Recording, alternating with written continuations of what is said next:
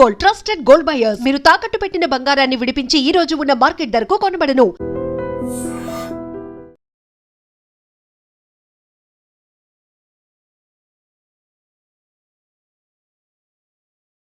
Hi నమస్తే, welcome to iDream media. నేను మీ రొద్దం శ్రీనివాస్. ప్రపంచవ్యాప్తంగా మన దేశంలో ఈ వారం రోజుల్లో చాలా పెను మార్పులు జరిగాయి. ఒకటి జంజీ ఉద్యమం సాధించిన ఒక ప్రగతి అయితే, ల్యాండ్ మార్క్ విక్టరీ అయితే ఏముంది. ఇంకోవైపు అమెరికా ఇరాన్ వార్లో అమెరికా ఏదైతే అనుమానిస్తుందో చైనా రష్యా వ్యూహాలు ఏంటి, అదేవిధంగా తెలంగాణలో ఫ్యామిలీ రిజిస్ట్రేషన్ సర్టిఫికెట్లో వచ్చిన మార్పులు ఏంటి, సామాన్యుడు పోస్ట్ ఆఫీస్ బ్యాంకు ఖాతాల్లోనే 50 లక్షల రూపాయల వడ్డీ పొందే స్కీమ్ ఏదైనా ఉందా, తమిళనాడులో తలపతి విజయ్ వేసిన మాస్టర్ బ్లాక్ మైండ్ గేమ్ ముందు కాంగ్రెస్ లాంటి ప్రతివ్యూహం రచించింది. ఇలాంటి అనేక ప్రపంచ విశేషాల నుంచి మన కామన్ మ్యాన్ ప్యాకెట్ మనీ వరకు ఎన్నో విశేషాలను వివరాలను స్వయంగా అరటిపండు వల్చి పెట్టినట్లుగా వివరించడానికి ఇవాళ మన స్టూడియోలో ఉన్నారు ప్రముఖ geo political analyst Mandadi Krishnareddy garu. నమస్తే కృష్ణారెడ్డి గారు. నమస్కారం అండి శ్రీనివాస్ గారు.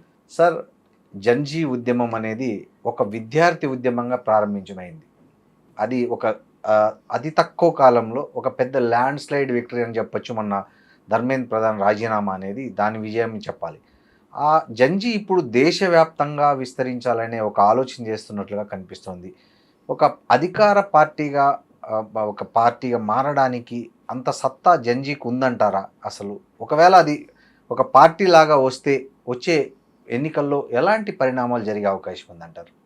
మీరు చాలా మంచి ప్రశ్న వేశారు. మొదటిసారి ఢిల్లీలో కాక్రోచ్ జనతా పార్టీ సమావేశం ఏర్పాటు చేసినప్పుడు వేల సంఖ్యలో కూడా జనం లేరు. కాక్రోచ్ జనతా పార్టీ తేలిపోయింది, భవిష్యత్తు దీనికి లేదు, తోక ముడుచుకొని పారిపోయారు. ఇలాంటివన్నీ కూడా మొత్తం దేశం అంతా కూడా హిట్ కొడితే పోయే ఉద్యమం లేదు, ఈ ఉద్యమం నడిచేది కాదు, పాడు చేశారు. అదిగాక ఎవరో యూకేలో ఉండేటువంటి ఆయన దీన్ని స్థాపించారు. విదేశీ ఫండ్స్ వస్తున్నాయి, విదేశీ శక్తులు ఉన్నాయి, వచ్చిన అబద్ధపు కూతలన్నీ కూసారులేండి. కూసి దాన్ని అయిపోయింది అని దాన్ని సమాప్తం చేసి పెట్టేశారు. కానీ సడన్గా ఒక మెరుపులాగా ఢిల్లీ లోపల జంతర్ మంతర్లో వాళ్ళు తీసుకున్నటువంటి ఆ కార్యక్రమం సుమారుగా దాదాపుగా 49 డేస్కు మొత్తం టోటల్ ప్లాన్ చేసుకొని వస్తే 29 డేస్ దాదాపుగా వాళ్ళు సస్టైన్ కాగలిగారు దాంట్లో. అంటే అది మామూలు విషయం కాదు. దారుణమైన లాఠీ దెబ్బలు తింటూ దారుణంగా మాఫియా కొంతమంది సివిల్ డ్రెస్లో వచ్చి కూడా వాళ్ళని కొట్టారు. మహిళల మీద అయితే నేమ్ ట్యాగ్స్ తీసేసి మరి, అంటే నాకు తెలిసి చరిత్రలో ఇది జలియన్ వాలాబాగ్ తరహా ఏమంటారు అణిచివేత లాంటిదే ఒక రకంగా చెప్పాలంటే. అమ్మాయిల మీద చేసినటువంటిది మామూలుగా కాదు, వాళ్ళ రహస్య అంగాల మీద కూడా దెబ్బలు కొట్టినటువంటి లాఠీతో కొట్టినటువంటి చేతితో తోచినటువంటి పరిస్థితులు కూడా ఉన్నాయి దీంట్లో. ఎక్కడంటే అక్కడ టచ్ చేయడము, పురుషులు ఆడవాళ్ళు లేకుండా, ఆడ పోలీసు లేకుండా మగ పోలీసులు మాత్రమే దాంట్లో. ప్రభుత్వం ఎన్ని ఫాసిస్ట్ చర్యలు చేయాలో అన్ని చేసింది. దానికి డీసీపీ ఆ జోషి గారు వచ్చి తర్వాత బయట చెప్పడం కూడా జరిగింది. తను ఎందుకు ఆ విధులు నిర్వర్తించలేకపోయాను అనేది కూడా ఆయన చెప్పారు. ఇది ఎంత సిగ్గుచేటైన విషయం అంటే, ఇప్పటికీ దరిద్రం ఏంటంటే కొంతమంది దాన్ని ఇంకా సమర్థిస్తున్నారు, మోడీని ఆకాశానికి ఎత్తుతున్నారు. వాళ్ళను మెంటల్ హాస్పిటల్సే కాపాడాలి. ఇలాంటి పరిస్థితుల్లో జంజీ భవిష్యత్తు ఏమిటి? అవును, అసలు ఇప్పుడు సాధించింది ఏమన్నా ఉందా అంటే పెద్ద విజయం సాధించిందని చెప్పాలి. ఏ పొలిటికల్ పార్టీ, అపోజిషన్ పొలిటికల్ పార్టీకి ఈ జన్మలో సాధ్యం అవుతుందా లేదని చెప్పలేని విషయం.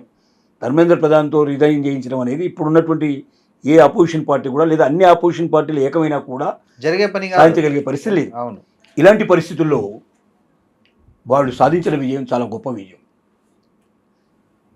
ఏ రకమైనటువంటి జంజాటం లేకుండా, ఏ రకమైనటువంటి అలజడి లేకుండా నిశ్శబ్ద విప్లవాన్ని వాళ్ళు తీసుకొచ్చారని చెప్పడానికి ఆస్కారం ఉంది.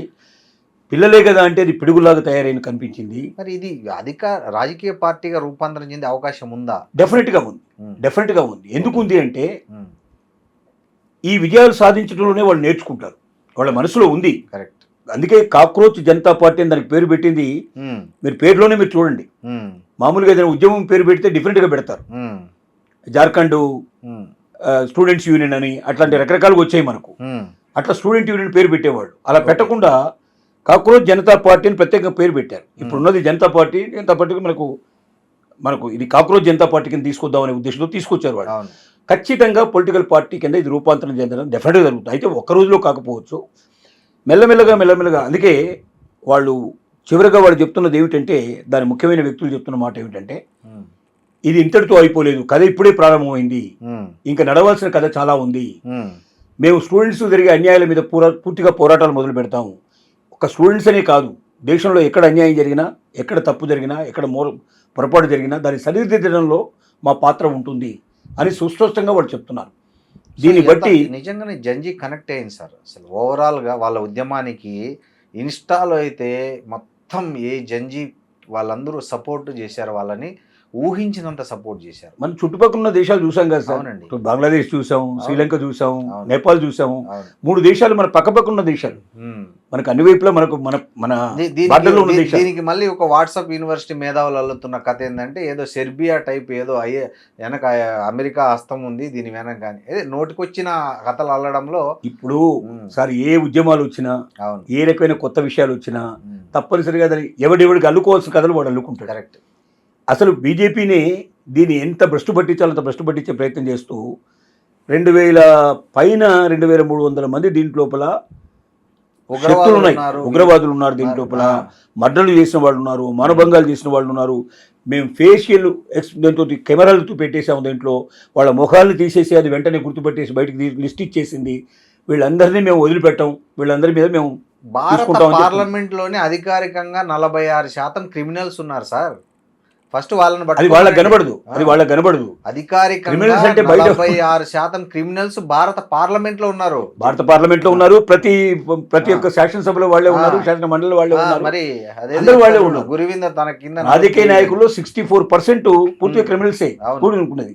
కాబట్టి మన క్రిమినల్స్ మనకు కనపడకుండా పిల్లల్లో ఉండే క్రిమినల్స్ మనం వెతకడానికి ప్రయత్నం చేస్తున్నాం.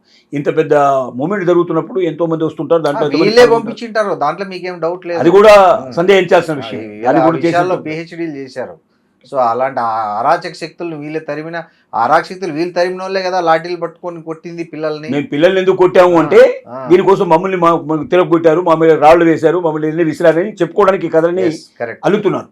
ఎవరు ఎన్ని కథలు అల్లినా జంజీ ఉద్యమం అనేది ఆగదు.